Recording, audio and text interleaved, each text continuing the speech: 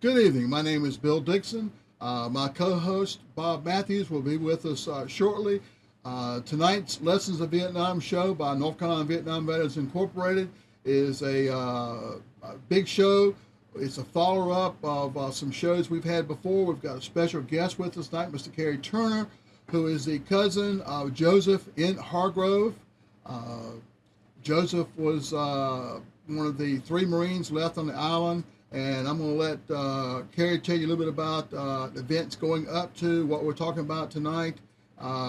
Mainly the reason because I have a hard time saying the name of the ship or the island, so I'm going to let Cary.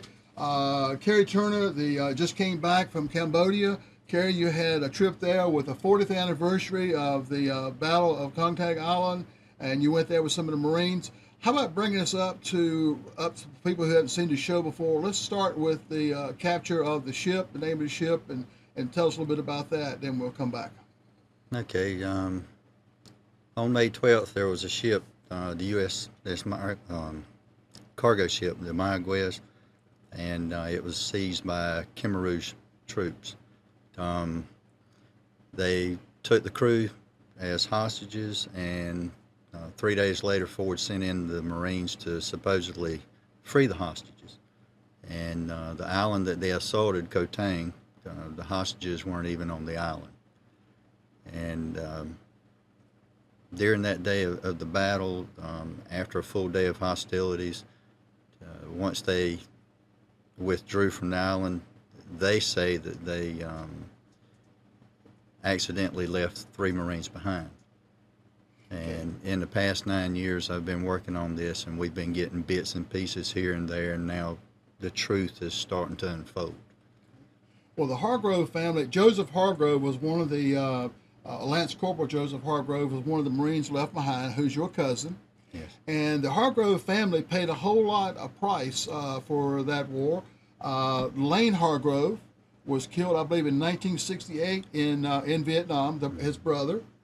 So that mother lost a son in Vietnam, and then she lost a son that she didn't know what the situation was before she passed away. But you made a promise to her that you would bring Joseph home. Yes. And now you found out it's a little bit more involved than what you were thinking about. Yes, sir. And so tonight, if you get a chance watching the show, take a time and call 919-518-9773 and ask Cary a question, make a comment or whatever you like. Just take part in the show.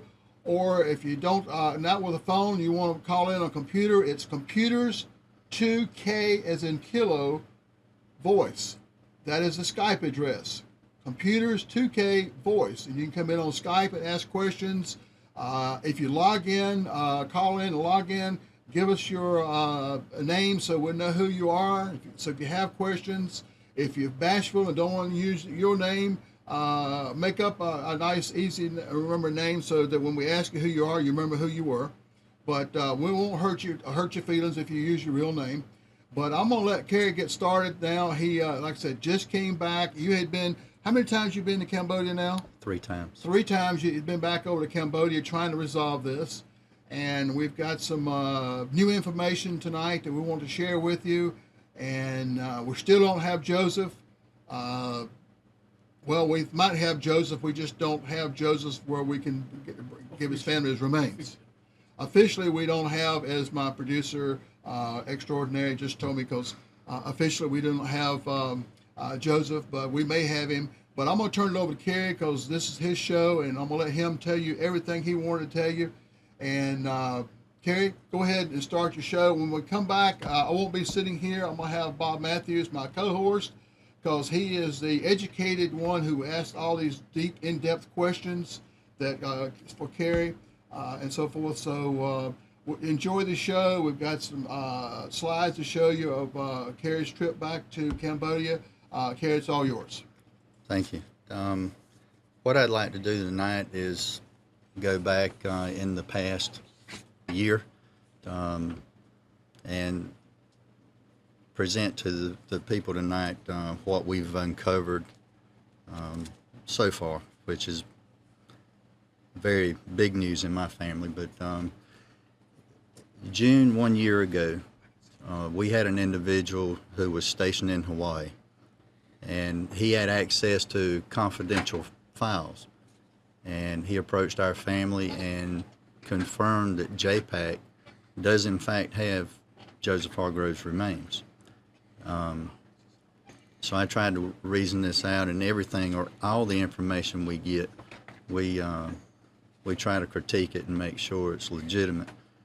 And one of the questions that we had was this guy in counterintelligence, and was he trying to lure us in to get us to where we would reveal what information we had. But anyway, just looking at the fact that this individual did say that they did have Joseph Hargrove's remains at JPAC, Hawaii, what am I supposed to think? So bearing that in mind, that's one event that happened June 2014. And a second thing, in October of that same year, we had some documents that were sent to us, and out of all places, it was in a technical college down in Texas. And this is JPAC official documents. And I would remind the viewers that in the past few years that when I don't like to use the word challenge, but when I presented what I had heard from my witnesses on the island, when I presented it to JPAC, they have consistently and insisted that they didn't find anything in 2008. But according to their own documents, and I won't give a date because if they're going to research this, I'd like for them to have to look through it like we did. But it states in JPAC's own documents that they did recover multiple sets of remains, just as my witnesses said. It also says in what sites that they were. And one of the ones that I would like to focus on is not Joseph for the moment, but Daniel Benedette. In an earlier interview that I did, I had shown a picture of a flak jacket, and it had believed to be Daniel Benedette's. No, I'll show this during the picture run because I want to go more in detail. Right now I'm just sort of hitting it, highlighting it. But it had his flak jacket, and there were some remains in this flak jacket, but yet JPAC insists they found nothing in 2008. But then later, Daniel Benedette goes home, or he's identified January of 2013. But I'll focus on that when we get into the picture part. But in their document, it also says that when they reviewed these multiple sets of remains, that they were taken to Hawaii, and they were turned over to the Central Identification Lab. So we're wondering what became of those remains, if in fact they didn't find anything in 2008. So that was another one of the big events for my family. Another thing is recently, well, last May, I came up with the idea of maybe getting some students involved at the high school where Joseph attended. Sure. And I contacted Hugh Martin, who's the history teacher, and he readily accepted, thought it was a good idea, but he said I could speak to his honor students, and there were 18. Now, this high school is a very small 1A school. Their graduation class has maybe between 30 or 40 graduates.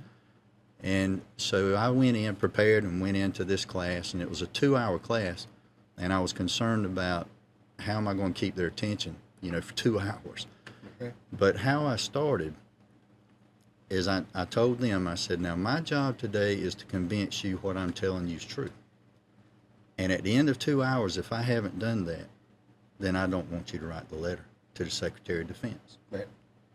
So after we got through, I guess the students were so inspired, they went it as they were talking to their friends, and their friends wanted to join in, and so I wound up getting 69 letters from the school. Amazing. And so once I got those letters, I was trying to get Congressman Rouser, my newly elected congressman, to see if he would hand deliver these letters to the Secretary of Defense. Sure. Because I was afraid that these letters would fall short. But in the end, the best I could do was he agreed that he would deliver the letters, but it was in the congressional building where he had one of his assistants to just deliver them over to that part. But the response, the letter that we got back to my congressman, I just received last week. But before we go into that letter, I want to point out the letter that I wrote to accompany the students' letters. And in this letter, I pointed out certain things, and I said, I have proof. And then in another, I have witnesses. I also have witnesses that were on the island. I have JPAC's own documents. And then how I've caught them in multiple lies. But then down in the bottom, I put, if you're willing to meet with me, I can prove everything I have written in detail. Now, with that, bearing this in mind, another thing at the end, I said, please help me to redeem and clear those 3 Marines' good name by discrediting the accusations and revealing their act of sacrifice. There again, I have solid proof. Now, you would think if you receive a letter like this, that it would at least, they would be curious as to know what kind of proof I have. I would think so. Well, the letter that was sent to my congressman, this was sent to him by General Michael Lennington. And I want to make it clear that I'm not attacking the general personally. I honestly believe that he's sincere in what he's doing. It's just that those who he seeks information from have been there so long that they're the problem. I was disappointed that the letter didn't make it to the Secretary of Defense. It went pretty much let JPAC handle this stuff, you know. But anyway, the general says to Congressman Rouser that as the director of the agency charged with the fullest possible accounting of our nation's missing, I am pleased to respond. So this is a response.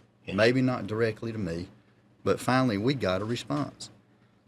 And it goes on, he's given the little rundown on what happened to Joseph, which is fairly routine, and I highlighted certain ones. Here's what he said. Having run out of ammunition, Lance Corporal Hargrove and his team were ordered to a position where they could withdraw with the next helicopter. The team was last observed heading in the direction they were ordered. Tragically, it was later determined that the 3 Marines never boarded any of the helicopters.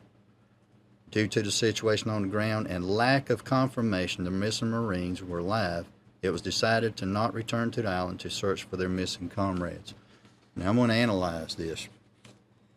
When he says that they were ordered to a position to withdraw the helicopter, we know that they reported to the landing zone, but we also know that these men were reassigned. They called for a machine gun team on the left. They were reassigned, and that's where they were when the last helicopter left. But he also says, tragically, it was later determined that the 3 Marines never boarded any helicopters. We know now with the information I'm going to reveal later tonight that they didn't later determine it. They actually knew minutes after the last helicopter left, there were still Marines on the island. And I'm going to present that to you later. Just to point out, there were Navy SEALs. Just so you'll know that this is Bill Dixon speaking again. I want to interrupt you. Chuck, who said he was the platoon sergeant for Hall, Hargrove, Right. and Marshall. I believe he was with you on the island this time. He's on the line. On not to talk, but on the chat part. So just want to let you know that he has tuned in. And Good. Sergeant Charles Wright, call him Chuck. He was there. He flew in on, I think, Jolly Green. He said 42, but later that afternoon it was numbered 43. And he was with the machine gun team. Joseph, Danny, Gary, and Chuck were the only 3 on that chopper. But getting back to this, there were Navy SEALs on standby that evening to go in if necessary to get those 3. And also I want to point out that coming down from the White House that during the night there was orders to throw all the Marines' ammunition overboard. Now, why would they do something like that? Just giving you something to think about. Now, General Lennington goes on to say, contrary to Mr. Turner's belief, our teams have not located remains that correlate with Lance Corporal Hargrove or his fellow Marines. That said, now here he's changing focus, getting off the subject. That said, we have successfully located and recovered the remains of 13 other American personnel that were lost on that fateful mission. Now, I think about all this, and 13 sets of remains, but don't it strike you suspicious that out of those 13 sets of remains, not one of them was any of the 3 left behind? You would think at least one of them would have turned up. Also, I'm concerned that based on the track record, and I've got documentation to prove what I'm fixing to say, one of the problems is that I've been dealing with Johnny Webb. And if this is where General Lennington is getting his information, I would ask the general that do his own investigation. Don't take their word for it. He needs to look in here, because for years there's been this, I'm going to use track record. For 40 years they have done nothing for my family. In fact, at times they have eluded. They've tried to keep this thing quiet. And I would ask the general, as I said, to do his own investigation. Don't take Johnny Webb or any who've been there for a number of years. Not trying to discredit the others, but for a fact on Johnny Webb, we do know that in the earlier years that he had, I'm going to use the word tampered, with documentation with the Blassie family. Yes. And knowingly put identified remains in the Tomb of the Unknown Soldier. That's documented. And that is documented. But this is also the guy that I'm dealing with, and what really concerns me is that when they identified Daniel Benedet's remains, January 2013, and then that May, they buried Daniel's remains with 12 other identified remains that were on Knife 31. And it concerns me that if Johnny Webb would do this in the Tomb of the Unknown Soldier, what would be the possibility of him sliding Joseph's remains in with the 13? Because there he would be hid away from our family forever. And can you imagine the red tape I'd have to go through to dig that grave up in Arlington? Yes. It wouldn't happen in my lifetime. Yeah. But well, I'll get on to something else, because I could harp on that for a while. The big news for us, in 40 years, the mystery to us has always been, well, why didn't Joseph make it to the helicopter? You know, why didn't any of the 3 make it to that helicopter? I had an individual call me last June, and he was on the Airborne Command and Control Center. To some people, you would know it as, they call it eyes in the sky. They're up above the island, and they're directing things and getting all the traffic, the communications. And this individual said that the call sign for that aircraft in the battle was Cricket. And he said that shortly after Knife 51 left, the last helicopter, that he received a call from a Marine on the island. And the Marine wanted to know when he would be picked up, when they would be picked up. Yes. And this guy informed them there would not be another helicopter, that was the last one. And this Marine said, well, we were ordered to lay down cover fire for the last helicopter, that when it was out, that they would send another helicopter to pick us up. So the guy on the command center said there would not be another one, so he called the battle staff commander. And he informed him that we still have Marines on the island, and said would authenticate. Well, they called the Navy command post, and then the Navy command post said that all Marines are accounted for. Captain Davis said that they were all accounted for. And so they had the command center to authenticate, and he gave a few words out of the code book, and they change those codes every 24 hours, from what I'm told. Yeah. And he said that when he gave this Marine those code words, that immediately he came back with the right answers. And there was no doubt in his mind that that was a Marine he was talking to on the other end. And so he checked back with the battle staff commander, said they authenticated. And so the battle staff commander says, well, we'll send in the Holt within a half a mile that they'll have to swim out to the ship. And at nighttime, I've been out there, and we would have a light down low at night where you could see in the water. It's like a big aquarium. And you could see sharks swimming down 8-10 feet long, so that would be no option. No. And plus two, Joseph was known to be a poor swimmer. Danny and Gary couldn't swim at all, based on what records or what I was told. And so that was no option. And the guy on the command center said, well, we're going to hose down the island. We have gunships that are coming in. He said it was protocol to empty their guns before they returned to base. And he told them to seek cover. And he broke radio contact. And he said after the gunships came by and hosed down the island that he tried to contact them again and couldn't reach them. And they were ordered to leave the area.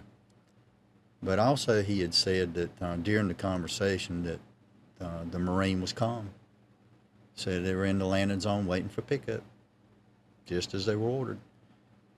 And this individual said about 2 weeks later, the colonel came in for debrief. And he was congratulating all the group for successfully getting the Marines off the island. And he raised his hand, and the colonel called, and he said, no, sir, we didn't. And the colonel said, what do you mean? He said, we didn't get all the Marines off the island. So he asked him, said, come with me, and took him out in the hallways, I guess so nobody could hear the conversation. And he told the colonel what I just relayed to y'all. And he said, can you prove this? And this individual said, yes, I can. We have it recorded. On that command center, they have 12 frequencies, and 8 have recorders on it. And he recorded the whole conversation. So they went into the transcription room and sat down and listened to the recording. And he said, according to the body language of the colonel, that he could tell that that was news to the colonel. He hadn't heard it. And once he was finished listening to this tape, he looked over at him and he said, have you spoken to anyone about this? He said, no, sir, I haven't. He said, well, if anybody asks you any questions, refer them to the base information center. Don't speak to anybody about this. And he didn't. So I try to run this back through my mind. Okay, now, did they misunderstand those orders? I wouldn't think so. No. Because they knew if they were getting those orders, there were going to be the only 3 Marines on that island until they get picked up. And any way you look at that, that's courage. That's courage. And it needs to be brought out. It does. They need to get their due. Because all I had heard when I first started this was how they abandoned their position. They weren't where they were supposed to be. They didn't follow orders. But the truth is they were where they were supposed to be, and they did follow orders. And I ran this by some of the veterans, and some of them said, well, that wouldn't be true because they wouldn't have had a radio. And I reasoned out, well, if an officer did give them those orders, he'd make sure they had a radio. But even if he didn't, JPAC was back on the island this year, or January, February, March, and they were digging at the old command post, and they uncovered a radio. And they also uncovered a flak jacket, and I'm going to stress the word rumored, belonging to Gary Hall. So they did have a radio. So that pans out. I thought that was big news for us, is now we know why Joseph didn't make it to the helicopter. There we go. But I am concerned what's going to happen to that recording and transcription now that it's getting out. Because we do have witnesses, multiple witnesses, that it does exist. So are they going to destroy it now? I have a law firm that's representing me in Michigan, the Thomas More Law Center, and we put that in the Freedom of Information request. We want a copy. We have reason to believe that was Joseph. He was the team leader. And that would be priceless to my family knowing that we got something with his voice on it the night before he was killed. That would be amazing to get that. That would be. But two, we're trying to figure out, and here's something I found out while I was at Cambodia. I had went to Cambodia on this trip to take part in a documentary. Michael Barnes from the UK had read my book and asked me would I go back and participate in a documentary on Joseph. And while I was there, I arranged to have a little bit of private time with him son. Most people say, well, you can't put any credibility in what he's saying because he changes his story. But I know why he does is that he's avoiding war crimes. And I would be too. M. Son was the island commander during the battle, and he has confessed to being the one that killed Joseph. And I'll show a picture of him later. But I tried a different approach with M. Son. I told him I didn't concern myself with as much the fact that he killed my cousin, because no matter what I did, it would never bring Joseph back. And I said, but what I am trying to find out is why Joseph didn't make it to the helicopter. And to do that, first I need to know, was he wounded before he was captured by the Khmer Rouge?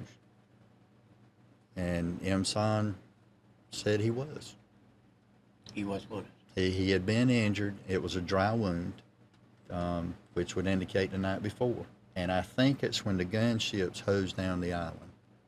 Because you would think during the radio call, if any of them had been wounded at that time, then he would have made mention of it. But can't prove it. And I'm not holding the guys on the gunship.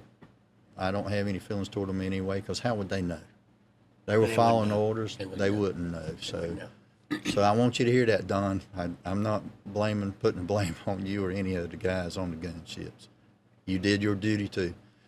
But and when M. Son revealed that part to me, then it confirmed the other, where Joseph was captured at the waterhole. And when they captured him, he had killed their captain and fought him until he ran out of ammunition. He couldn't run, couldn't move around. And they helped him up and took him maybe 50 yards to a mango tree, and I'll show you a picture of this later. And he was executed right there under the mango tree. M. Son, when they had told him who he had killed, who Joseph had killed, it was M. Son's best friend. So out of anger, he shot Joseph right there, and they moved him about 30 yards and buried him. So that's what happened. So it was worth the trip going back just to be able to spend some time with M. Son, and he can say what he wants to in the public. I respect that, as long as I know the truth. And he was decent enough to tell me the truth. So it means a lot to me. I'm sure it does. And that's pretty much what I've got as far as the happenings and then the big story, part of the mystery. Do you want to, let's go into the pictures? Sure. Yeah. Let's do that. Okay, that's the book, like Bill says, my book, Bringing Joseph Hargrove Home. From left to right, that's Joseph Hargrove, Gary Hall, and Danny Marshall. They were the three left behind on Kotang. That is a aerial view of the Mayaguez and its cargo. There's a lot of speculation. It came out in the court case that there supposedly, or rumored, there were containers of heroin as well as a large amount of weapons and ammunition. That supposedly the weapons and ammunition were to be dropped off to a group that was to help overthrow Pol Pot. So that wouldn't have been good for Ford, getting involved in another war right out of Vietnam. No. It would have ruined his political career. Now here I'd like to take just a few minutes. I'd like to explain this. And JPAC insists they found nothing. You know, I was speaking earlier about Daniel Benedette and his flak jacket. While I was there, this flak jacket was covered by Prom Vanna, the same guy who gave me the dog tag for Kelton Turner. There was remains inside this flak jacket.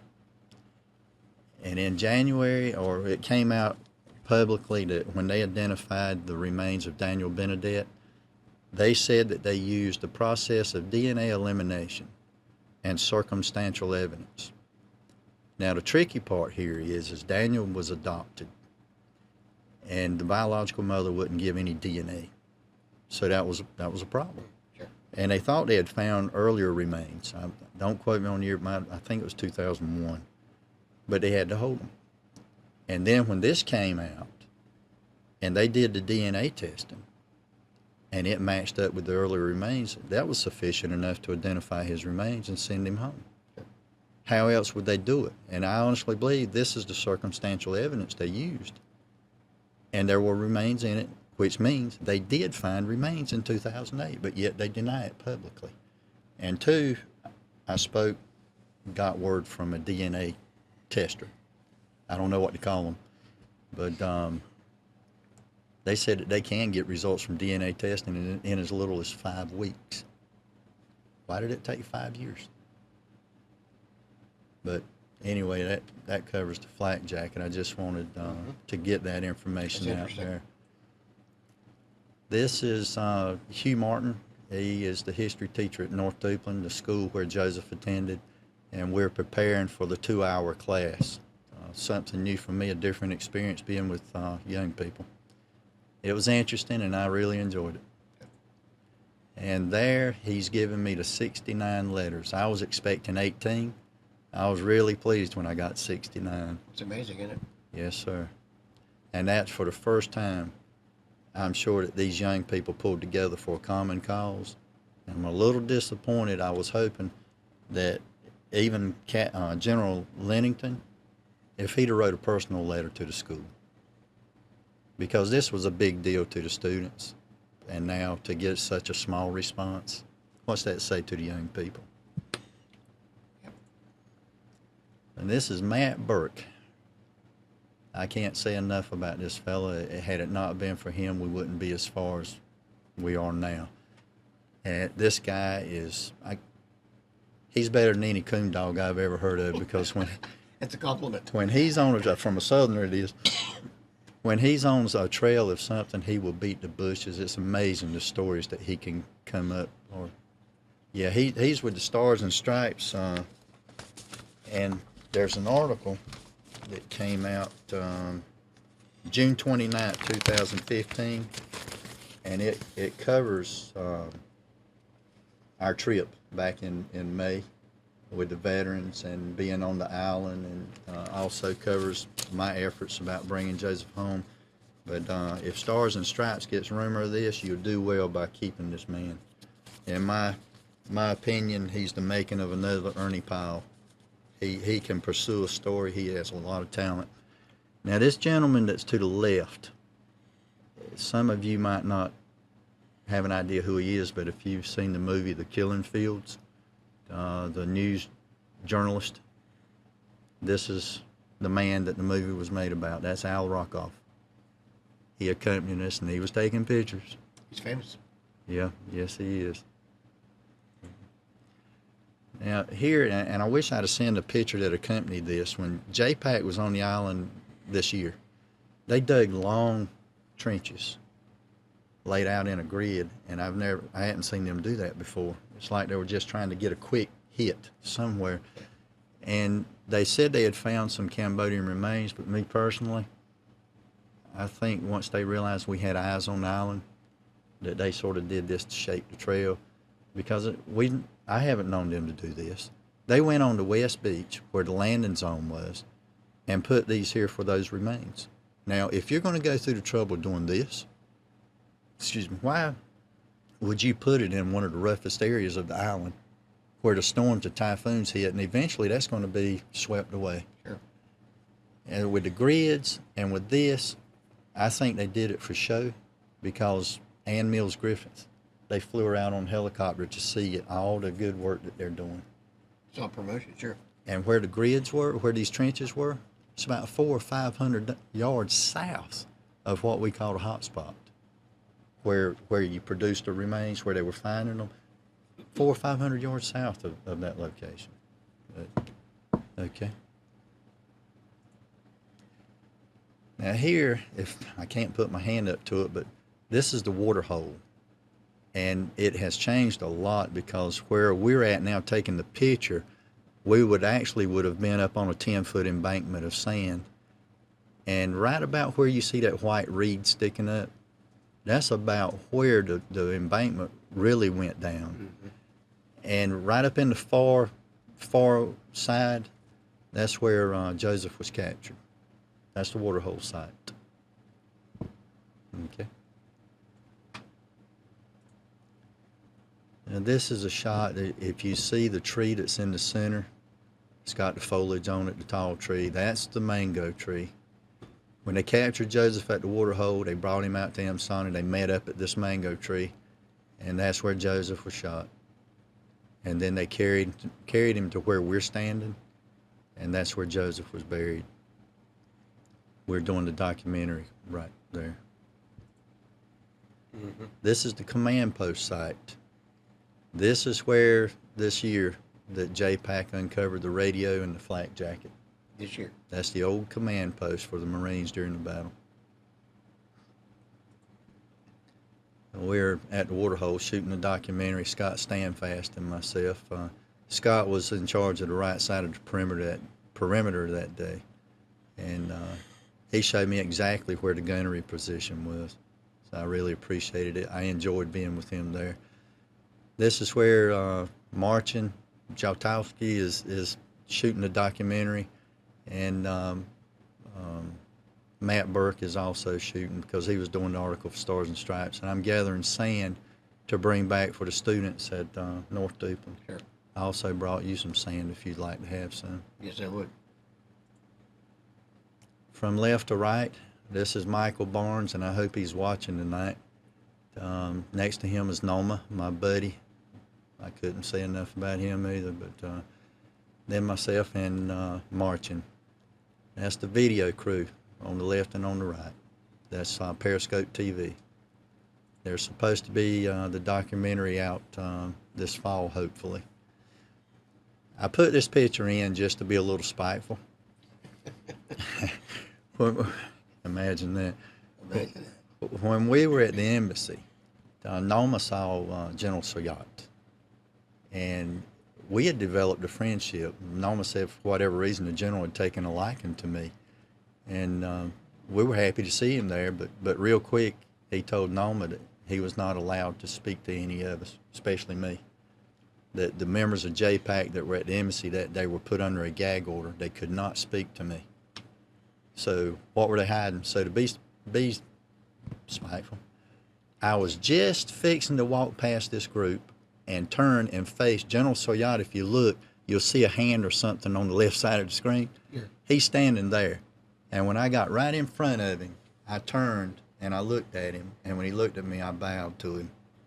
Everybody see it, and the general sort of looked to see if anybody was looking. I said, yeah, I see you. You know, it just irritated me. You go all that far, and then JPAC don't have the decency to even speak with you. And we were in the embassy at a reception, Scott and I, and if you look in the background, you see Danny and Gary and Joseph. Sort of an emotional moment for Scott. Certainly. I've tried to tell him it wasn't his fault. He's carried that burden all those years. His orders were overridden. See, he had ordered them back into the LZ, and when he went into the LZ, he saw all three of them. And then somebody yelled MG team on the left, and after that, he lost track of them. But it wasn't his fault. On the left is Don Rotz. I said that right, Don. I was calling him Rats in the thing, but he was on one of the gunships, and then on the left is John Lucas, who was one of the pilots on Knife 23, the second chopper to go down. And in that showcase are some artifacts off his, he called it Bird. And he's a real humorous person, but I could see right through it. That's the way he copes. I'm going to get a little personal, John. But he had good humor, and I enjoyed his wit. But the gun is so rusty, he looked at it and he said, well, if I'd have known it was in that shape, I'd have never accepted it on my Bird, you know, joking. And And then I can't remember the gunner's name, but he said no wonder he couldn't qualify. But he was a real funny guy. I enjoyed his company. And these are the vets that attended the trip. And I think I can name them real quick. From left to right: Gail Rogers, Clark Hale, Fred Morris, John Lucas, Larry Barnett, Don Rotz, and Scott Stanfast. Very good.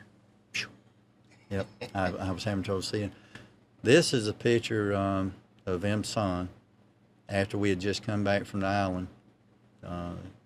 He's a very uncomfortable person when he's around an unfamiliar area. He likes having his people around him, and he wouldn't stay in any motels, or he stayed off to himself, and Noma would go see him. But he was even uncomfortable there because we got separated from Noma, and I sat with him to make sure nothing happened to him. Imagine that, the guy that killed my cousin. And the Christian side of him, the worldly side of him, he told him to smack him on his rear end, but then the Christian side said, I'm just thankful that he was willing to tell me the truth, because he could have took it with him to the grave. How was he around you? Uncomfortable? He would smile. Once he was around me, and loosen up a little. I ain't talking about a big smile, but sure. A light smile. Oh, yeah. Light. Yeah, when we were on the boat going out to the island, he loosened up a little. He was around all the veterans and saw how they received him. He was defending his island, but sure. And that's where Bill put it. It's time to bring Joseph Hargrove home, and I couldn't agree more. Yep. Way past due. Well, Cary Turner, I admire you.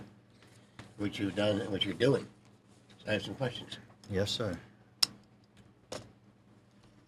What in the world, in your deepest thoughts, could possibly be the motive for this game they're playing? I mean, no one's winning. I mean, you are going beyond the call of duty for your family, for your cousin, for all of us that served in Vietnam. And everybody wins if Joseph comes home. Yes, sir. Everybody wins. Have you ever thought of a possible reason you're being stonewalled? Bill and I were talking about that earlier when we were at a restaurant. I think that this cover-up has been going on so long that even the guys who are taking part in it don't even know why they're doing it, other than the fact is that that's the way it's always been for the past 40 years. That they don't have a clue, some of them. It's standard procedure? Yes, sir. It's standard procedure. Muck it up, push it here, shove it there. No accountability. And I'll give you an example of just like when I had said, I think in my first interview, is that I had a friend at Botanicus that called his source in Washington. Yep. And his source called him back and said, you better back off on this one. Yep. Click. That was in the discussion. Now, I'm sure that guy don't even know why, other than what he saw, says you don't talk about this. Well, Cary, I know by no means are you satisfied, but you seem a little more at peace this meeting, as you have some answers to some of your questions, and some of the ghosts are disappearing. Yes, sir. Am I correct in that assumption? Yes, sir. It helps a lot just knowing why he didn't make it to the helicopter. I'm sure it does. He did it right. He was following orders. And knowing Joseph, and Joseph was a gritty person. He didn't take nothing.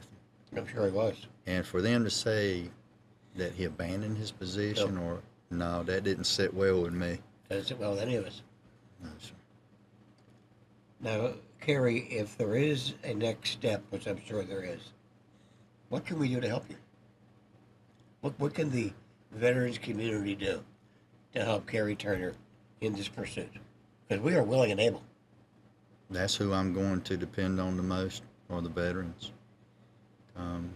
That's quite an asset, Yes, sir. the veterans community. Tell us what you need here, Cary. When the time comes, with this law firm, Richard Thompson with the Thomas More Law Center, and we gather what other information we can along with what we already have, we're going to probably wind up in federal court. It looks like that's the only way we're going to get answers. It certainly does. And if we do, I need for veterans to turn out. Okay, I just want to interrupt again for a question. from what you have told us tonight, it's pretty much proven that those three young Marines sacrificed their life for the rest of them to escape. Yes, sir. If that is the truth, then you and the survivors of the battle should be writing their congressman to get those three men a big ass medal. Yes, sir. That is another way to approach the situation and get some answers, because those three men not only been forgotten, but they gave everything they had just to save their fellow Marines. Yes, sir. And they deserve something besides an empty hole called a grave. Out. Cary, Bill, exactly right. And I was thinking about this today also. These men are not forgotten. These men are heroes. Yes. They may be possibly, with the facts come out, Medal of Honor. I agree. I mean, the Medal of Honor recipients. That's what the award is for. Above and beyond what these three men did. Well, I was told that they sacrificed 3 to save 29. There were 29 on the last helicopter out. And I hope those men now, I hope they eventually they hear this, that they know now that as that bird was leaving the island, they were being covered. Danny, Gary, and Joseph were covering. Well, Cary, it seems like as time passes by, people somehow are getting a conscience, if that's possible.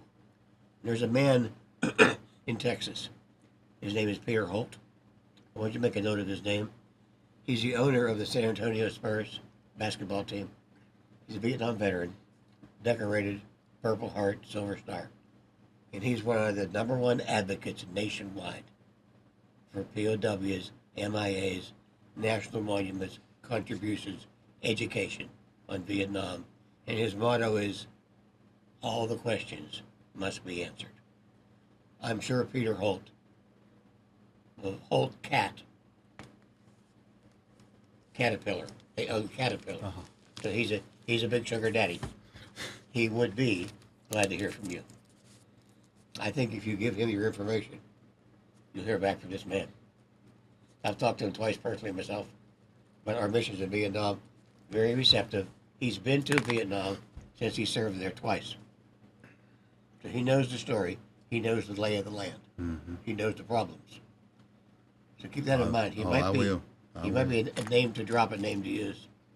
That's one thing I've learned is that I wouldn't be as far as I am now had it not been for people like you, for Nissan Communications, and Matt Burke.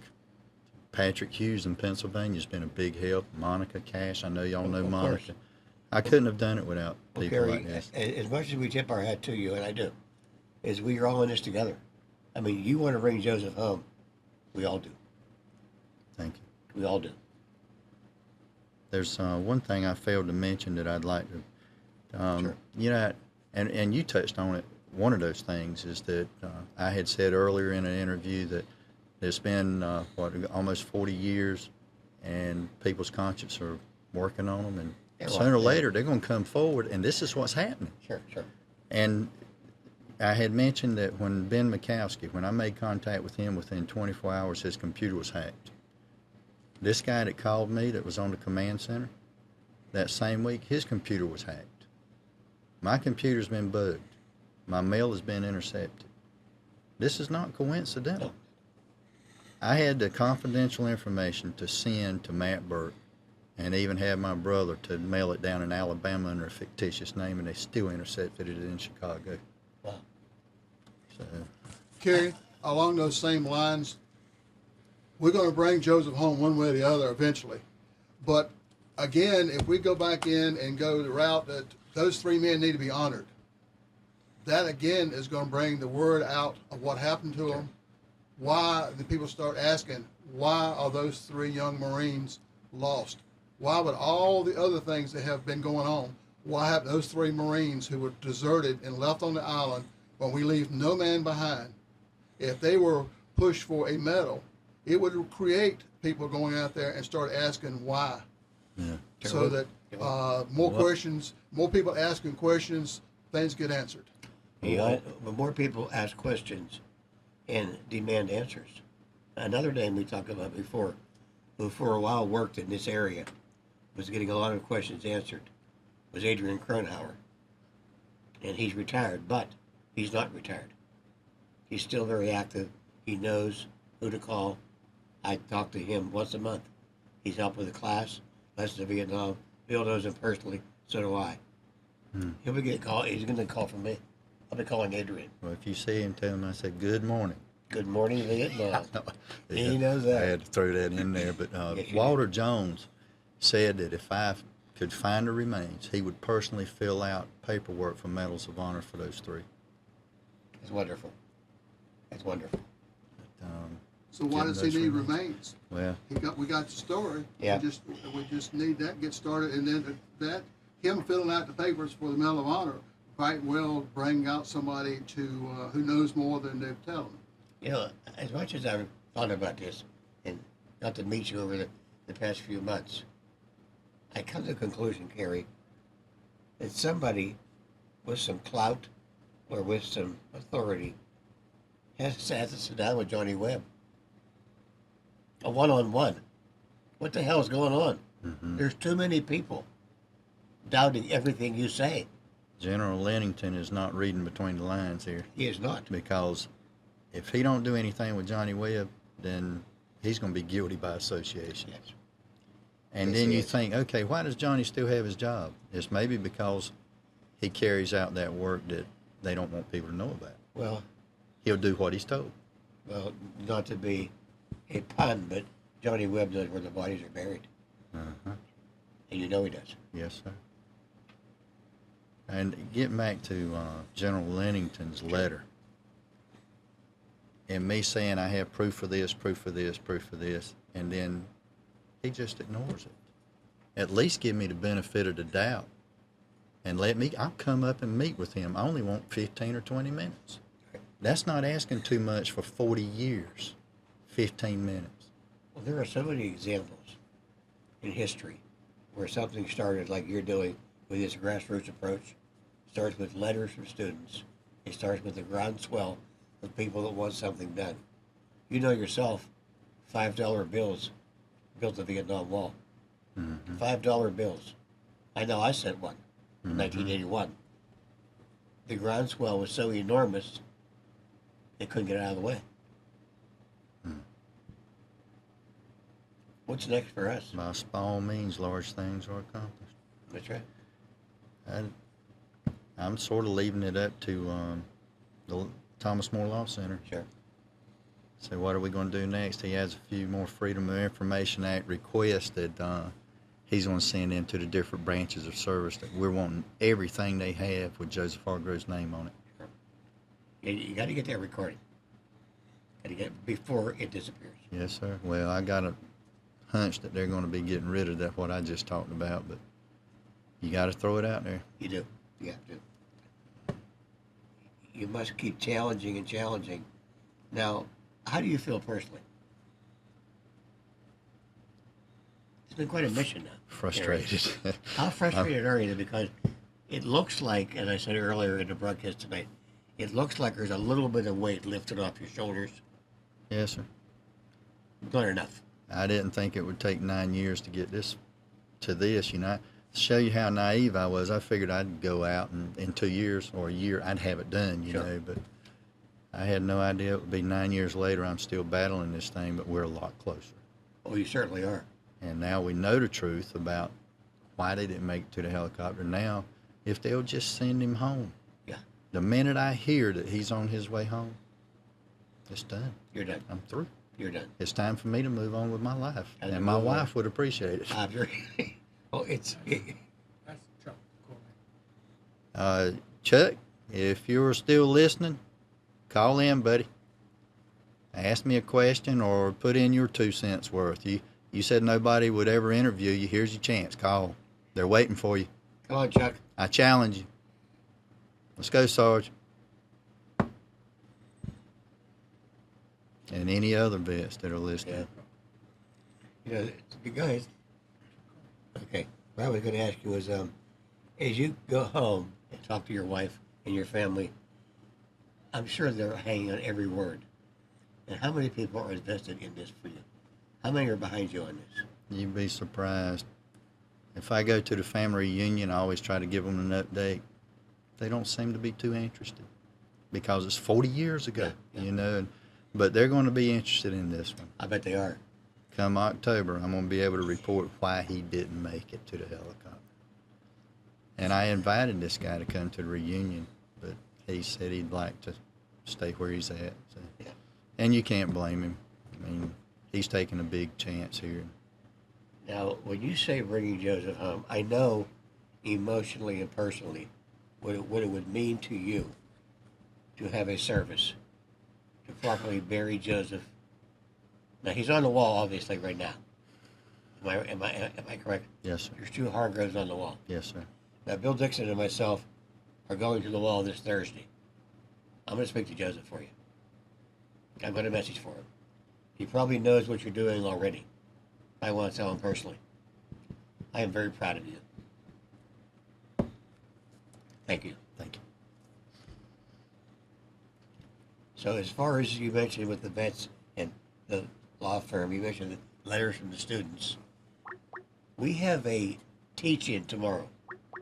Bill Dixon and myself. That's probably Chuck. Okay, Chuck. Cary? Hey, Chuck. Hey, bud. I'm proud of you, man. You went across the fence. First of all, I admire you more than anybody I've ever known, and I really appreciate everything you've done. I don't know if everybody knows, but I was a platoon sergeant for the 3 men. My biggest question is, Cary, why was I never interviewed?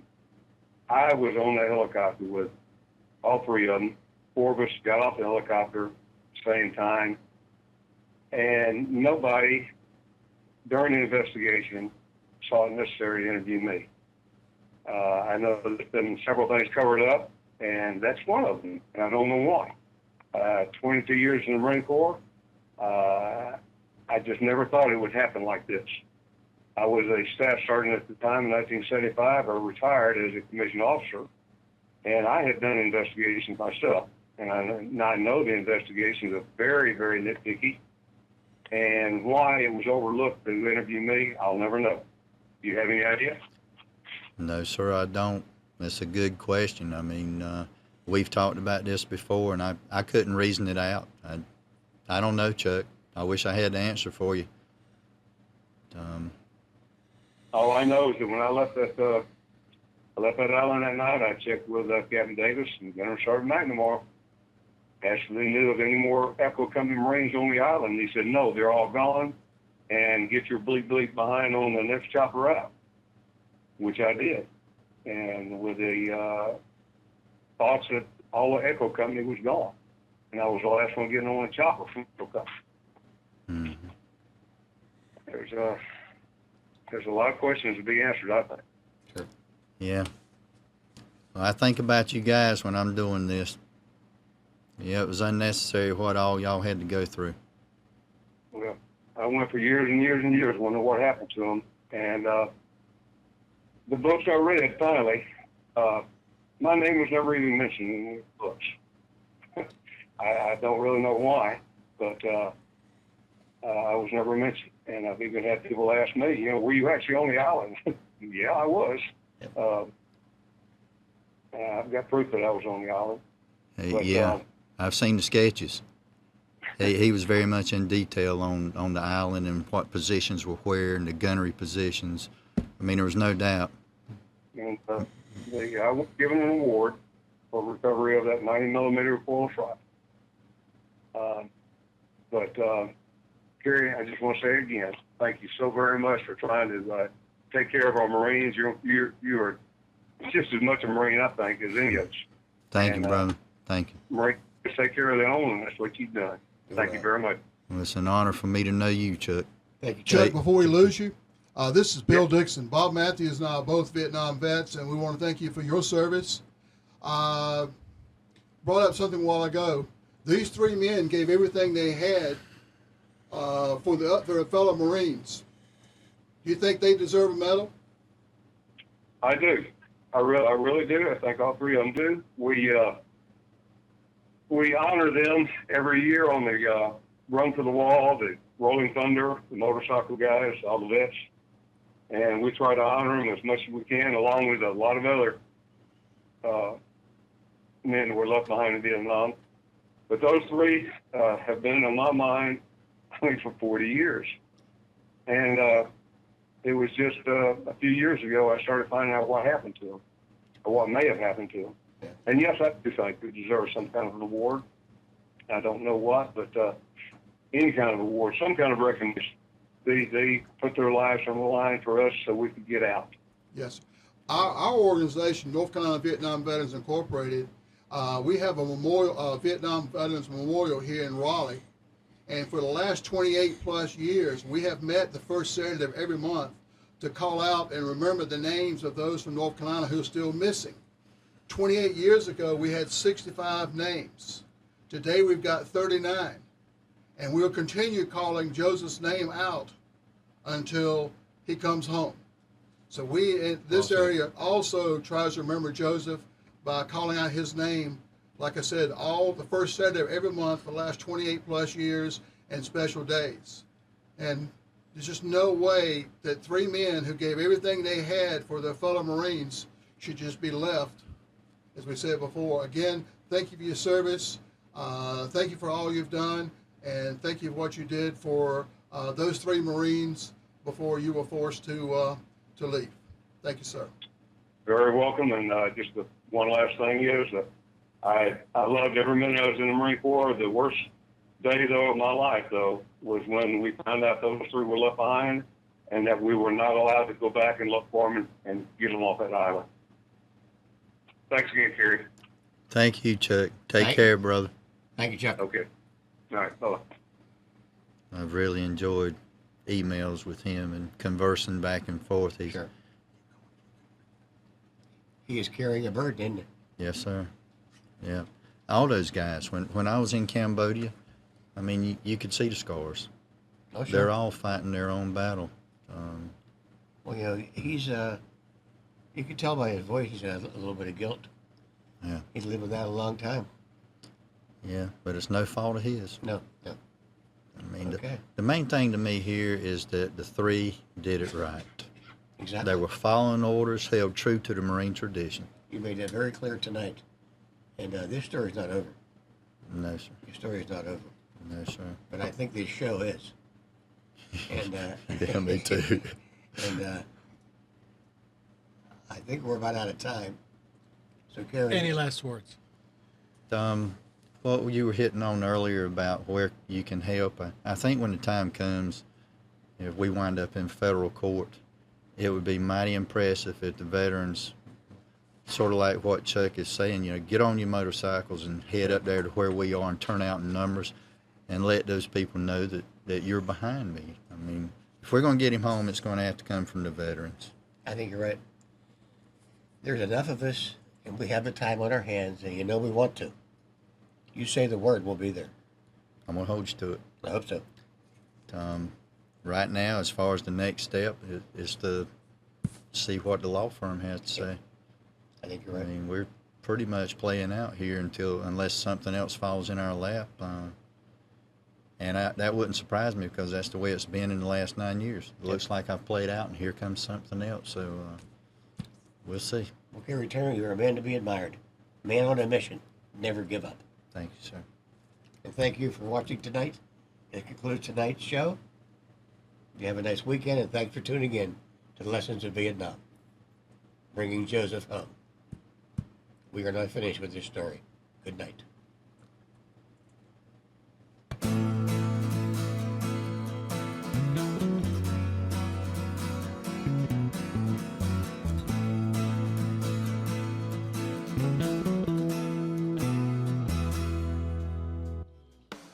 You are tuned to the Nissan Communications Network.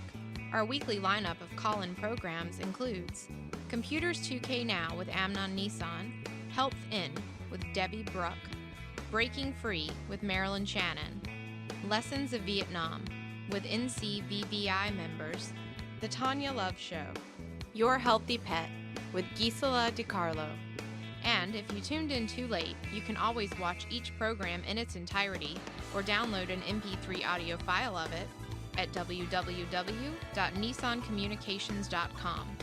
Sponsored by Atomus.com, makers of quality video recorders and converters for professionals, CarolinaApparel.com, and DeltaForce.net.